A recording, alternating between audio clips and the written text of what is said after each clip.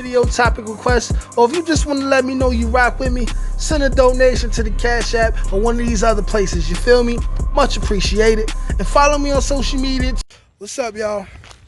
I got yet another Rikers Island story. This is gonna be another story about when bullies get beat by the underdog, okay? So now, this is a story where I'm literally just gonna say verbatim what was told to me what happened, because I was not there for this situation. I just know the person who was involved. Like, so this was a Crip, okay? Dude was a Crip from Queens.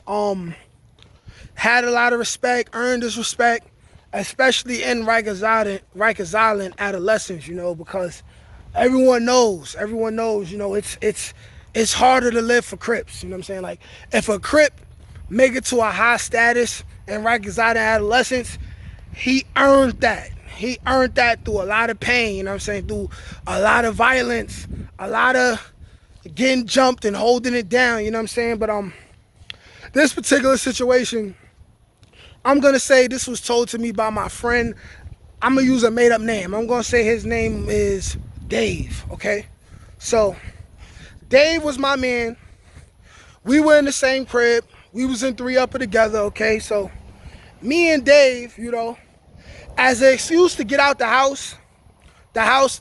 cell house that we're in, we would go to Law Library. Now, Law Library, before I believe after I left Rikers Island, they stopped letting people wear regular clothes as well as regular sneakers, which they stopped doing that, the sneakers part, when I was in Rikers Island. But up to that point, people would use every excuse they could to leave the house and just be fly. Put their little earrings, fake earrings in their ear, right? Put on their polo shirt and their True Religions and use any excuse. That's a visit or that's going to Law Library. So me and Dave, we in Law Library. We just mingling, you know, we kicking it, saying what's up to the older dudes that work in Law Library, or you plan to meet up with other people who you cool with. Maybe they got a couple snacks for you. Maybe you in the business of exchanging drugs and dealing drugs and you going to make a deal. Or for the Bloods, they were, you know what I'm saying, going to have their little powwows, their little meetings and stuff like that. Now, in Law Library, me and Dave come across this guy. Now, this guy, I'm going to say his name was Bishop. I guess, yeah, Bishop. So Bishop was this Crip from Queens. Now, like I said, he earned his respect, all of that. But Bishop was a D-head. He was very arrogant. He was a vicious bully. He terrorized anyone that would allow him. You know, he was an ass. You know, he was an asshole, you feel me? This was one of those people who just rubbed me the wrong way, even though I never personally knew, but I said his name was gonna be Bishop. Even though I didn't personally know Bishop, I knew of him. Like, I ain't gonna lie, his name rang bells. He put in a lot of pain. Most of it was him picking on people that was smaller than him that he knew he could get over on, you know. He's one of those people to where if you're somebody like me and you're not trying to be a tough guy, you're not necessarily trying to be a bully, these are the type of people who they're around you and you're saying to yourself, yo, man, he's a clown. Like, you could watch him berate and belittle somebody and be disrespectful to somebody, and you'll be saying to yourself, yo, I wish he would come at me with that. I'ma spank him right here in Law Library, you know what I'm saying? So that's basically what the situation is. Me and Dave, we just watching him and we just telling ourselves that we like, yo, if he come over here with that, we just going to the box. It's going up. We spanking him, right? I'm like, I don't care. You know what I'm saying? Because me personally, I wasn't in no gang. So I already knew anybody who I fight is likely in a gang and all the other stuff that could come with that. But I'm like, hey, I stay out the way. Whatever's meant to happen is going to happen. Nobody going to disrespect me, though. You know? Feel me? Now, not Dave. Bishop was being Bishop. Now, how the story goes is that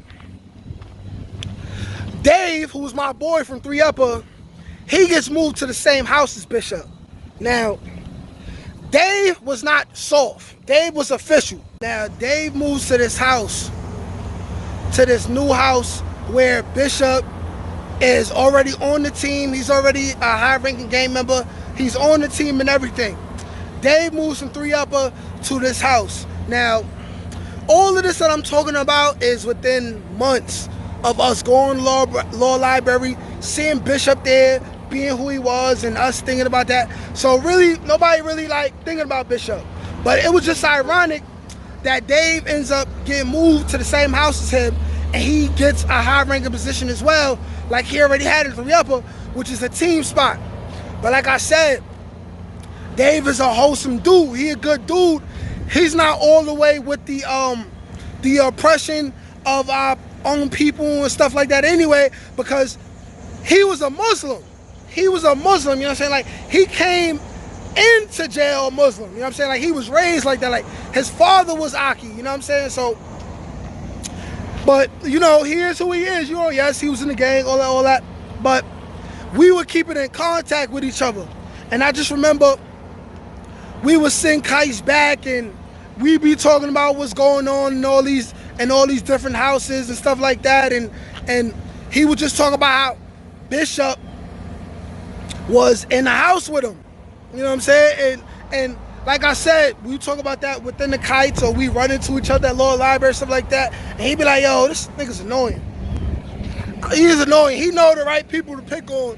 You know what I'm saying? He don't do that to nobody that's tough or might be tough. You know what I'm saying? He like, one day, he gonna pick on the wrong damn nigga, and he gonna get the brakes beat off him. I'm like, yeah, word, copy. You know what I'm saying? And just like that, let's say maybe 2 weeks after that, I have court with Dave. So regular court day, I know I'm getting remanded. He know he getting remanded, you know what I'm saying? But he ends up talking to me. We in court, the first thing he said to me when we was in the pens, before we even left Rikers Island to go to, you know what I'm saying, Bronx court, he tells me, hey, yo, guess what happened to Bishop? I'm like, he finally got smoked, didn't he? Yeah, I'm like, who was it? Such and such? I'm naming like other tough dudes in the crib. I'm naming the dudes that got the crib. I'm like, who was it? This dude, that dude, that dude? He like, nah, it was a day room nigga. I'm like, a day room nigga? I'm like, how? He was like, yeah, so Bishop was just being disrespectful doing his regular Bishop thing. You know how dudes on the team, when they want a day room nigga to get off the phone, they might rush him off the phone, or they might hang up their phone call. I'm like, yeah.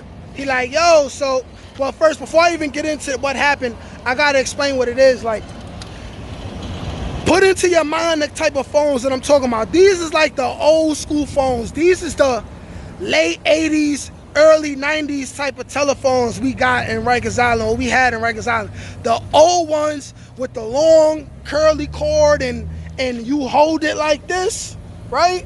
And it'd be like this. And it's real hard. Like, it's made out of like some real hard, like porcelain or plastic type of thing, right?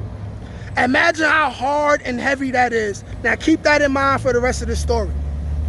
So Dave tells me, he like, yeah, so a new day room dummy had came into the crib.